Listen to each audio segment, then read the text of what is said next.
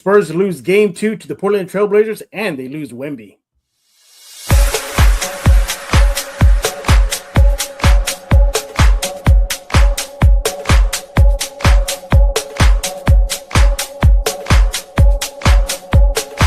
Hey, welcome back to Spurs in Focus right here on iTunes, Spotify, YouTube, Amazon Podcasts. Pick a platform. We are there wherever you get your favorite podcast. You can find us and subscribe right now. Don't forget about the Substack, Spurs in Focus Substack, completely free, everybody. No charge.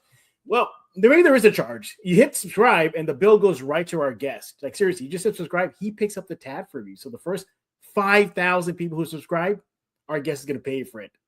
He doesn't know this news yet. I'll break the news to him in a few seconds here. I am Jeff Garcia, longtime Spurs writer in San Antonio. Glad to have you all back. Well, the Spurs drop game 2 to the Portland Trailblazers at home. Series is tied 1-1. We all know the big story. Wemby goes out in the first half. Concussion protocols are in. We're going to be talking about that. What are our general thoughts about the loss in game 2? Standout stats, standout player, and what was the turning point of the game? I think we kind of know what that turning point is, right? Let's go to bring in our guest, everybody. He is back to help me look back at game 2, Mr. James Pledger, San Antonio sports star. I heard he was voted the sexiest radio producer in San Antonio. Is that true, James? I was not aware of this, but if I have been, that's a pretty low bar to clear. He said low bar, everybody. Follow him on X at I Am Pleasure. He is host of Extra Innings on San Antonio Sports Star. He's going to brag about the Star later on in this episode. As you can see, he's still at work, so we're going to try to get him out of here quick because he needs to go and maybe drown his sorrows in a game 2 loss. Yeah, look at him. He's already pulling his hair out already. James, let's talk about the big injury scare first. We'll get into the game 2 loss. Victor Wembanyama goes out in the first half. What? Concussion protocols set in. He smacked his face right on that court. He closed his eyes. His eyes would glaze a little bit, laid there for a while. Teammates tried to move him a bit. He left under his own power to the locker room. Needless to say, he did not come back. James, real quick, before we get your thoughts on this, Mitch Johnson after the game did say that Wemby is in the NBA protocols. Mm-hmm. Say it. So there's a chance he may not play in game 3. We'll see how that transpires. James, your thoughts on, pivotal moment in the game. Yeah, I mean, Blazers jumped out to that big lead early, and I didn't really expect that with Wemby getting his trophy on the court and the celebration and everything. So I was thinking, Spurs are going to jump out early on them. They end up coming back, and then Wemby smacks his head on the floor. And at first I was like, oh, my God, did he break his jaw? Yeah. Because he hit kind of his jaw on the floor more than his head and temple. But it was with such force that you're right. It stunned him. It dazed him. I thought he'd be okay. When I saw him sprint back to the locker room, I thought he was just going to kind of get, checked out. But if we're going through it, him going into the concussion protocol severely puts into question his available for game 3 on Friday night. So clearing the concussion protocol in that short a time is going to be iffy. Now, I know this in the NFL concussion protocol. It's not exactly the same, but, there still is a litmus test. What if he has a bad reaction to light, or if he's still having headaches? These are things that baseline barometers he's going to have to clear in order to play. And it's a very, very short turnaround to be able to do that, playing from Tuesday to Friday now? No, Wednesday. Friday. Friday. It's like, where are we? You might have a concussion right now. I might.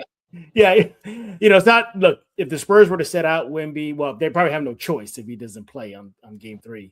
That definitely gives momentum. The good news is he does have, this injury happened late Tuesday night, kind of early evening Tuesday. It was 8 o'clock, maybe? Yeah, 8-ish, yeah. And so he's got from 8 o'clock Tuesday night until 9:30 6:30 Friday. Okay. So he does have a good, at least, buffer to at least try and get there. It's not like they're playing in 2 days. So he's got at least a nice runway to try to clear this if it is a minor concussion. Yeah, and Wemby was another player getting banged up throughout the night. Harrison Barnes, hand injury. Dylan Harper, a hand injury. So somebody must have put a hex on the Spurs in game 2. Probably was Bill Simmons, right? With his little taunts about Spurs. Who brought out the eggs? Yeah, exactly. Yeah, James, you got a carton over there? Because, man, we're going to need them. Yeah, but Wemby's out again. Even after the game, it was on the thoughts of Mitch Johnson, as mentioned earlier. He did admit that Wemby does have a concussion. And that's the thing people miss is like once the injury was announced, like he was in concussion protocol, that meant he had a concussion.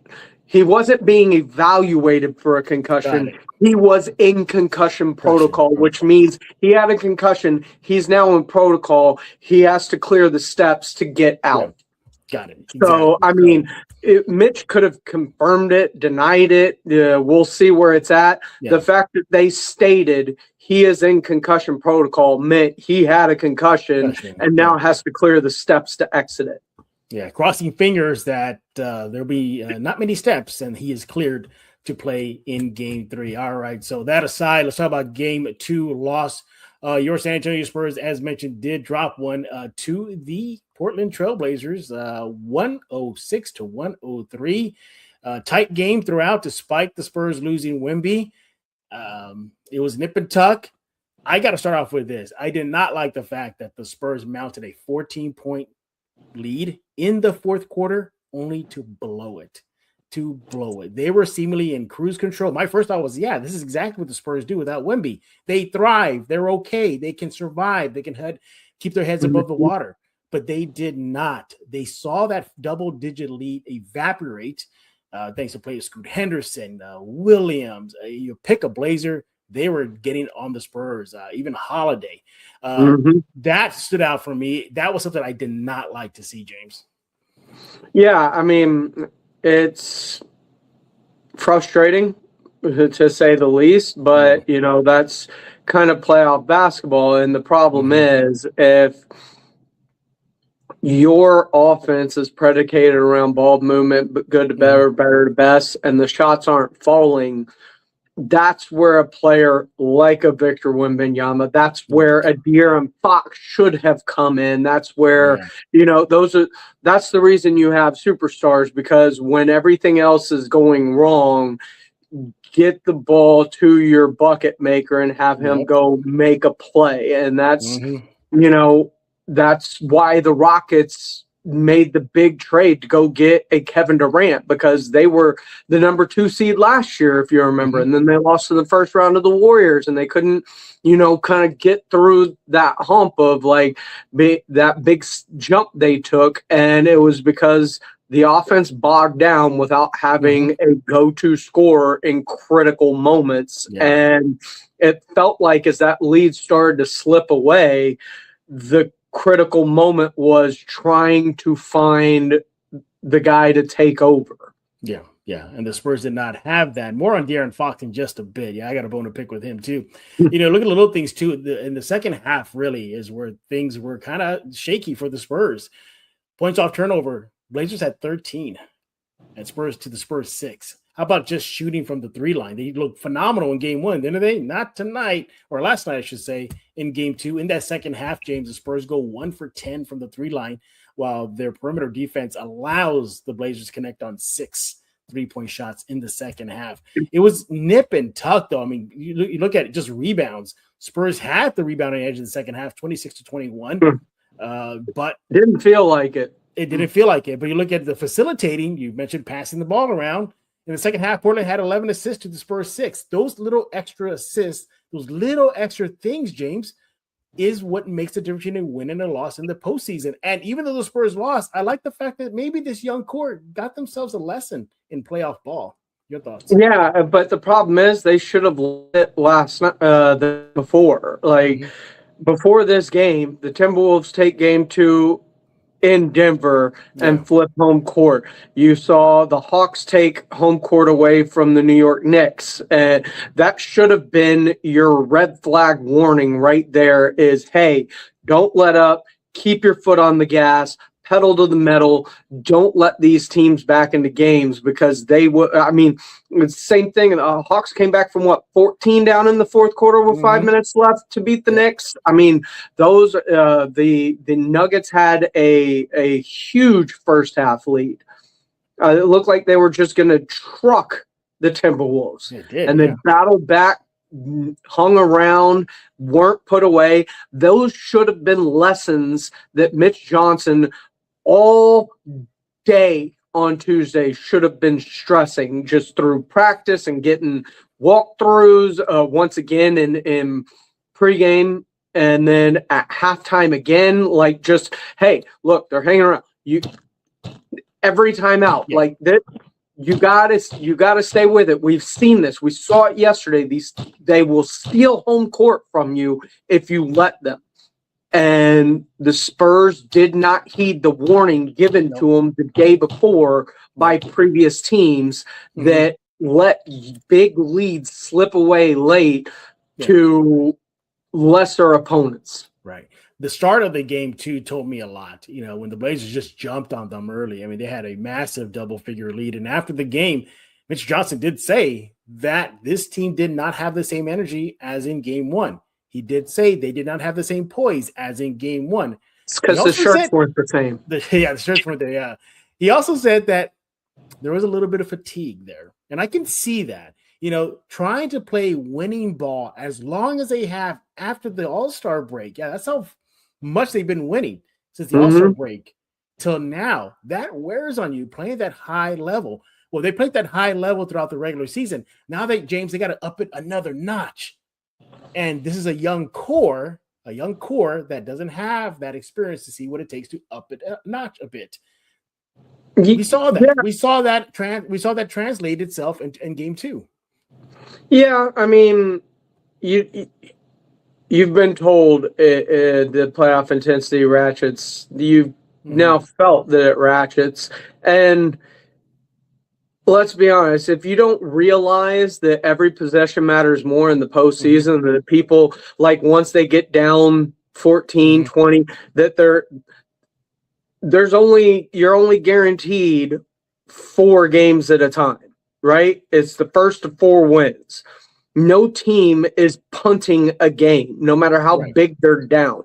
Exactly. And so they're going to bring the intensity with each and every, and they're probably going to fight harder the further down they get because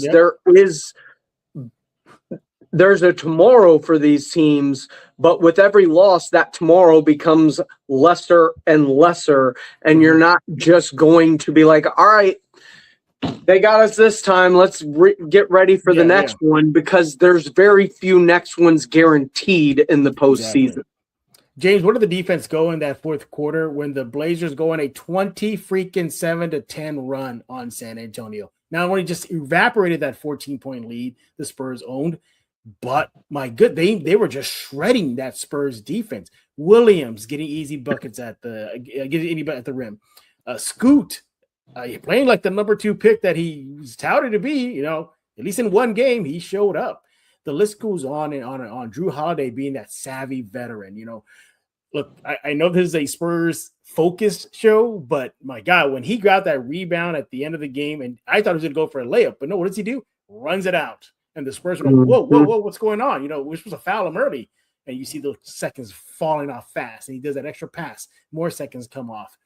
That kind of stuff, man. I think the Spurs learned a big, big lesson. But that defense is like, what was a 3rd, 4th defensive rated team in the league? Man, it didn't show itself in that final frame, though. But you brought up a name that I want to talk about. Oh, boy. Mr. Clutch a few years ago. I think that's what they call him, James. De'Aaron Fox. Yeah, let's put him on the screen there, everybody. Yeah, there he is. Let's look over his numbers in that fourth period where the Spurs needed him the most. Let me go up here, guys. It just was not good. I don't even know why we should even put this up there, man. Maybe Spurs fans start burning his jersey or something. But in that fourth quarter, he scored 4 points.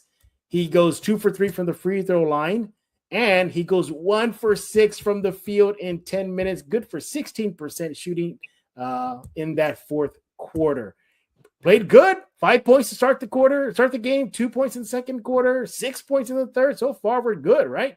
And then where they needed him most, fails in that moment. Man, I really thought that was the perfect moment for Fox to show why the Spurs were eager to make that deal with Sacramento. Here it is. Be that veteran, be that co-star. You're the guy. Wemby's out. What happened, James?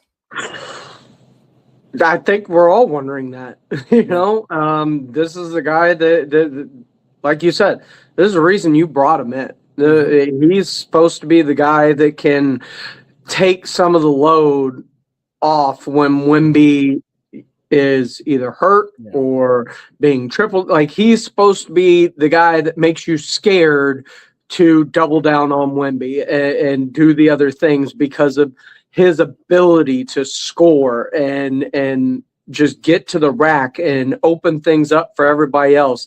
And it just wasn't there in the fourth quarter, and he struggled with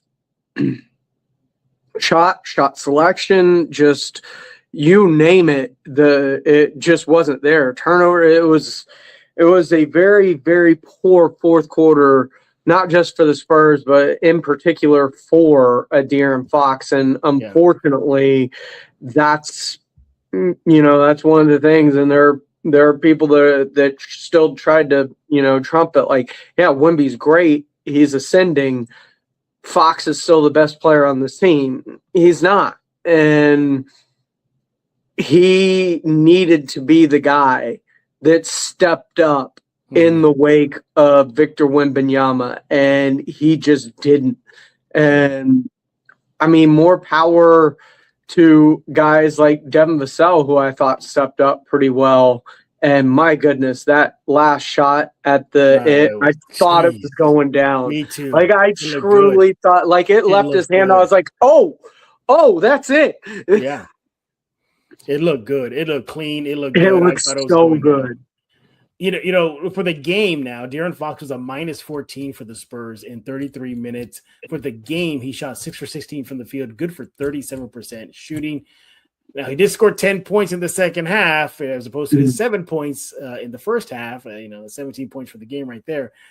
But, he missed 2 3-point attempts in that second half. Just when the Spurs needed him to show up, he did not show up. I suspect if Wemby does not clear the protocols, what a game that he could have and redeem himself in game 3. He has to have that redemption game. What do you think?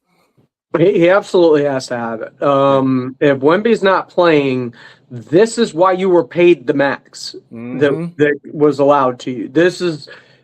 Don't make us regret the decision for paying for you. Like, the trade was the trade, and what you gave up wasn't that much in return for a player of what De'Aaron Fox's caliber is, and even what he's been to this point this year.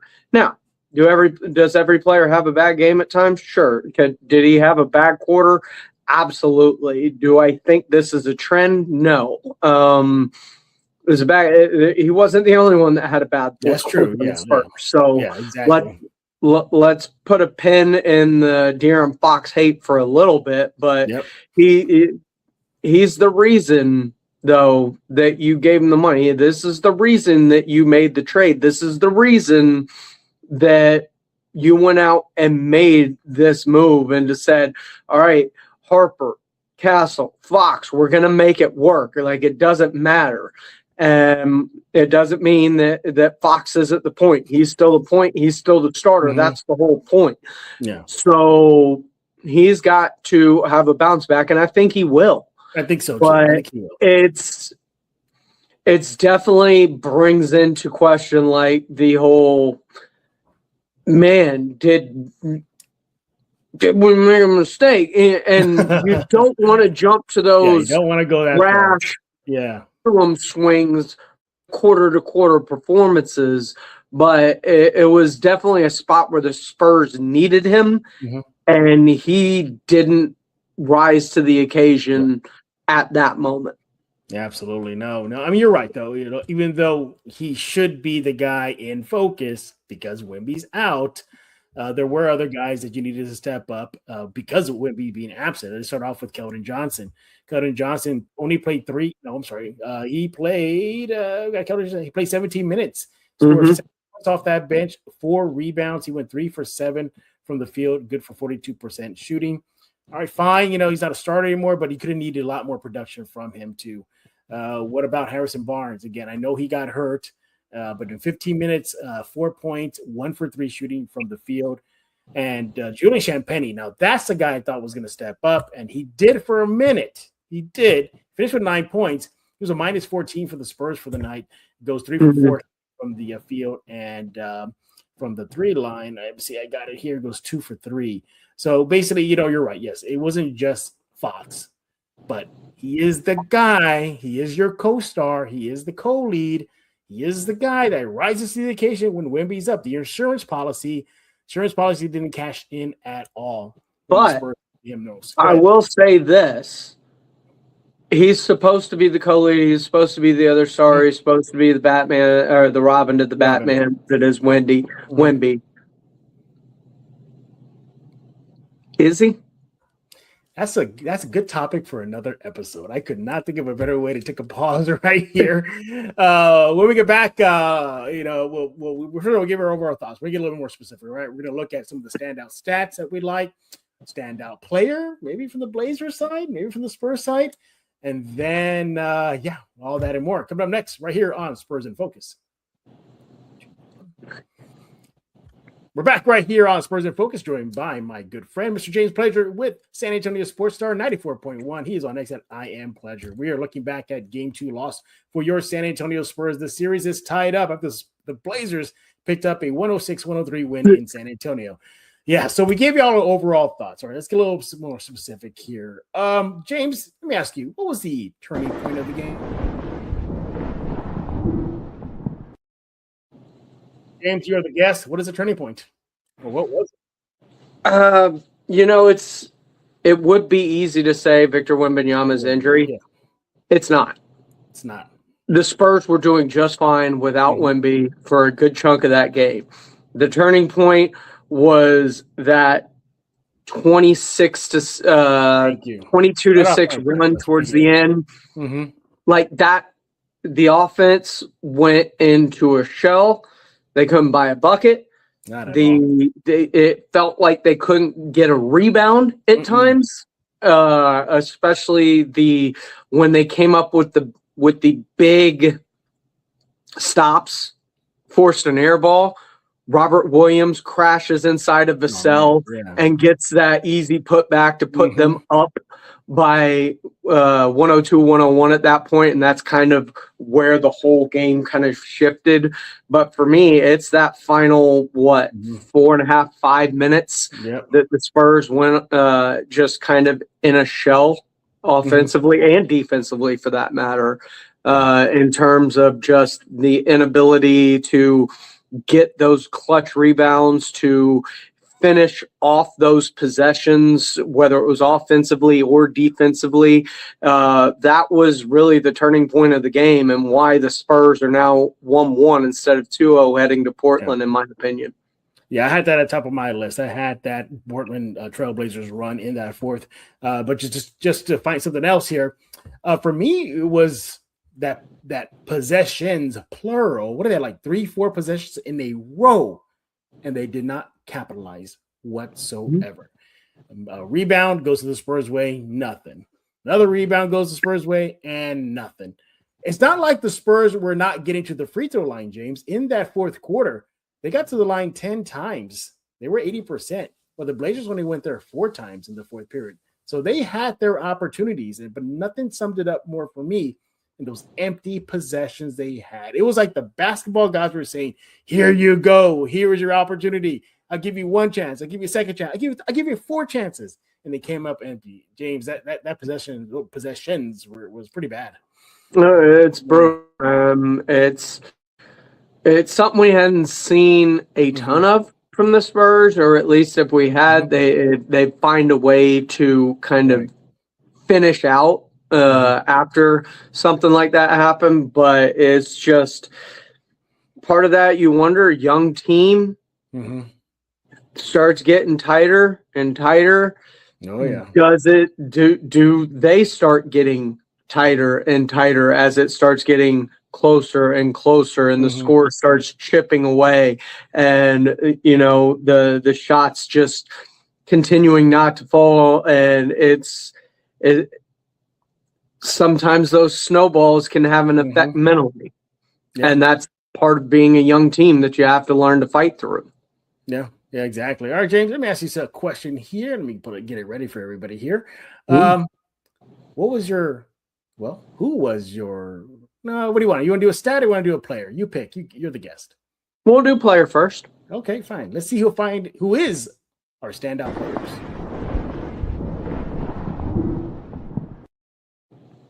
James, take it away. Who's your standout player for the game? It is one of the top prospects of the 2023 NBA draft. I had a feeling you were going to go this route. Was it Scoot? Was it Wemby? Who's Chico number one? Well, Scoot balled his ass out today. He did. He did. I mean, he goes out 31 points, 11 of 17, 5 of 9 from 3, and just showed the reason that he was considered at least of consideration. Like, it was small consideration. It was laughable consideration of which of the two should go number 1 overall. But he showed why he was a part of that conversation coming out of the G League Ignite. Yeah. And even to close out the regular season, he was kind of finding his rhythm, finding his groove, and dropping 18 here, 20 here. And I think Drew Holiday had a big help with that, having that veteran guard to kind of bring him along, and you saw it kind of start to take its effect as the season went on, and he became more and more comfortable because he kind of looked like a bust. He did. He did for a while. And as impressive as it was his scoring, I liked his defense. I was like, whoa, okay. He's ratcheting it up. Even the 50-50 balls, the little things, he was doing all that and more. Yeah, that's a good pick there. For me, I'll go with the Spurs. All right, everybody. I know James picked the Blazer. I'll pick the Spurs. All right, I'm going to go with, at least for me, a back-to-back pick. That is Luke Cornett. Wemby goes out, and he not the guy I thought you were going. Luke Cornett for me. 10 points, 9 rebounds, 2 assists in 27 minutes. He was a plus 11 for the Spurs while he was on the court. He goes 4 for 5, shooting from the field. And grabbed 5 offensive rebounds. So he did Yoma's work for the Spurs without Wemby. And he's showing that championship medal that he does have, that deep playoff experience that he has. And once again, for me, he is my standout player. Look, if Wemby doesn't go, I feel pretty comfortable knowing that Cornett will be in that starting unit in Game 3. Quickly about that center spot, though, after the game, Mitch Johnson was asked if he's still going to stick with Carter Bryant as a backup big. Mitch Johnson just said they're going to have to reevaluate that heading into Game 3. You got freaking Mason Plumlee there. Use him for something, but God's sakes, man. That's a big boy right there. That'll clog up the lane.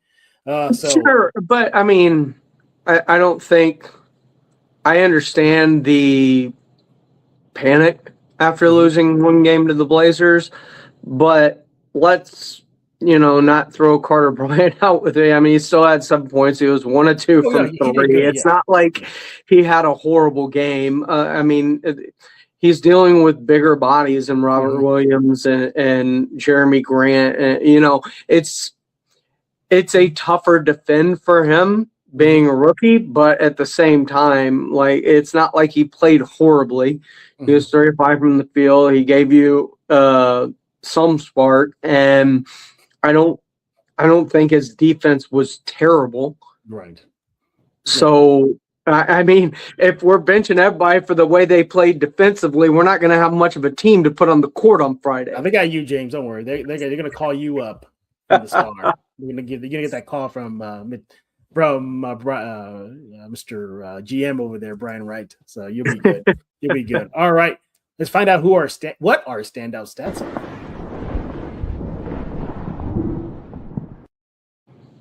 All right, James.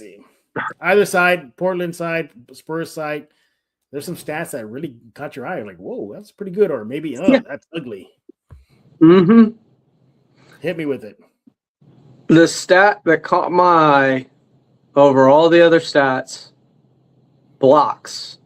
Ooh. Portland, 11, San Antonio, 5. And obviously a big part of that is losing Victor Wembanyama as early as you did in that game.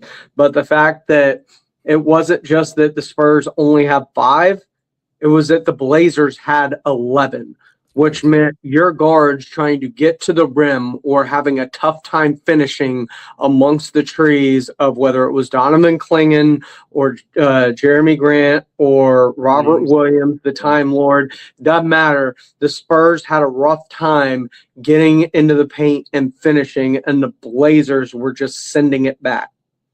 Yeah, absolutely. Yeah, the Blazers brought that defense. And if you look at them during the regular season, they were tops in the league when it came to offensive rebound, defense, just rebounding in general, second chance points. They do all those little things to get wins. And that showed throughout game 2.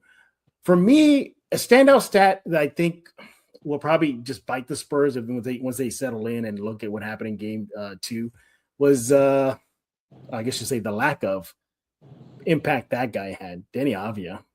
I really thought Denny was going to go ballistic once Wemby went out. And for the game, he had a pedestrian night, 14 points, well below his standards in 29 minutes, 5 for 13 shooting from the field, 38% shooting from the field goal percentage, I should say, -1 for the Blazers. Didn't really get to the free throw line at all. 5 times he goes to the free throw line. So I bring these stats up because I feel like this is something that the Spurs are going to be like, okay, fine, we lost Wemby for the game, but we had Denny under control. We had him there, and the opportunity was still there for the Spurs to lose. So I bring this to you then. It feels like, man, that's an opportunity slipped through their hands again when their star player was not really there. All right, I'll bring this to you then. Do you have to make an adjustment going into game 3? Because Denny went off in game 1, you win pretty easily. Do you need to let Denny? Do you need to spend less focus on Denny and more on everybody else? Let Denny get his while the rest suffer. Yeah, kind of the old Kobe rule. Let him go get 40 on 20, 30 shots, whatever it was, and as long as the ball's in his hands, nobody else is touching it. You know, that's something on the table I think the Spurs got to look at. If you look at game 2, it was the other guys that got the Spurs. Obviously, it was, we mentioned Williams. It was Scoop big time. Yeah. It was that savvy veteran Holiday. It was just a little bit, clinging with this space and rebounding. So, yeah, that's definitely something on the table. Again, that's all caveated if Wemby does not play for game 3. But, he's going to want to – you were talking about Fox having a rebound game. He is going to be itching for a rebound game. In front of his fans, in front of their Portland crowd, you can expect Denny to come out firing. So, game 3, we got to wait a little while. Friday, by the way, get your coffee ready. It'll be at 9:30 tip-off on Friday. So, yeesh. No, I thought you meant – I was like, they didn't win. Yeah, exactly. But hopefully, I mean, look. Before I let you go, James, are you surprised it's 1-1 right now? Is that a little? Yeah. Even without Wemby, I'm surprised. The Spurs should have won this game. I agree. Had the game, let it slip through their fingers, and the fact that the Blazers jumped out early the way they did, I didn't see that either. That Wemby getting his trophy, being at home, being in front of the fans, I thought he was going to feed off it, and the Spurs were going to be the one that was going to jump out and try and put Portland to bed early. And this game kind of went exactly opposite of everything I thought, from the early jump, who got it, to the late collapse. Mm-hmm. I'm with you. Yeah. It was the Spurs not setting the tone. It was the Blazers setting the tone. So that's a big adjustment that they're going to have to do in Game 3. But we'll get into all that in a future episode of Spurs in Focus this week ahead of Game 3. He is Mr. James Pledger with San Antonio Sports Star on X at I Am Pledger. I think bragged about 94.1 The Star. Why should everybody go be tuning in, YouTube, wherever else you guys show y'all's work? What's going on over there? Because the Spurs are still playing meaningful basketball right now, which we haven't had in 7 years. So it's good to be able to talk about stuff like this and react on a daily basis to what's going on, what we hear from the locker room, and everything that's happening within the Spurs. But, what is it? It's Wednesday? Yep, Wednesday. Jerry Jones speaks today.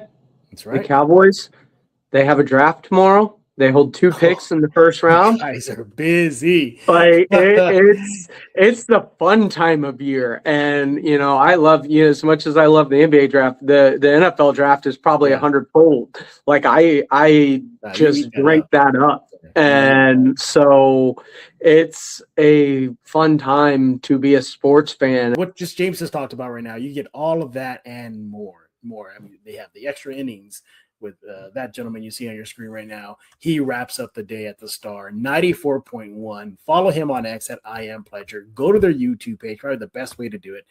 San Antonio Sports Star. Just search for it on YouTube. So I do subscribe, and easy peasy, lemon squeezy, as that guy from The Walking Dead would say with good old Lucille. Yeah. Intimidating. When are we getting our Doomsday trailer? I thought. Oh no, you showed me a AI generator one. That's right. Yeah. You showed me. No, but like all the leaks, because it was at Cinecon or whatever, they showed it. Oh, it sounds awesome! I can't wait to see it. I missed that. And after what you showed me, that AI was the one thing, I said, okay, I go like, this is how desperate fans are right now. We'll put together our own, but I didn't know it was really coming out soon. Well, I don't know how soon it's coming out. They've had this thing under lock and key. Yeah, sounds like it. Yeah, before I why? Hey, look, my first love in my nerddom has always been Star Wars. Since I was a kid, it'll be my number one. But why is the Shadow Lord looks so good? Mando and Grogu. By the way, Maul is phenomenal. It feels like something's off with Mando and Grogu. I don't know what it is. I don't know. I'm excited to watch it because I just don't know what they're gonna do. Like, what are we doing? But isn't that the fun part? Not knowing for once. I mean, it's like, here's Doomsday. We know what that's about. It's about Von Doom, his rise, his power, Secret Wars. We know it's leading up. Sure, but we know what it's adapted. Yeah, this is a whole new series. That there's no comics, there's no prequels, there's no books, there's no novelization of it. There's nothing to base this off of. So it is all new, and therefore we don't know what's going to happen. There's no loose adaptation that they can follow. It is its own entity that will be a surprise when we all get to see it. And I kind of like that about it. That's kind of the great thing about the show The Mandalorian in the first place. It was just so expertly done by Favreau and all the different directors with the Western motif and themes that it had throughout. The second season was still pretty good. I think it's kind of tailed off in 3 a little bit, but like, can the movie get it back? Can they get that magic back? And there's nothing to base it off of. So I think that's kind of why you feel I don't know, is because you truly don't know. Yeah, exactly. Well, I cannot wait to see it. I'm going to see it either way. I'm a big nerd, so I'll definitely buy my ticket. Same. But number one for me on my movie list this summer is definitely Master of the Universe. That's number one for me. Close second is actually Street Fighter. Yeah, that looks pretty dope. Yeah.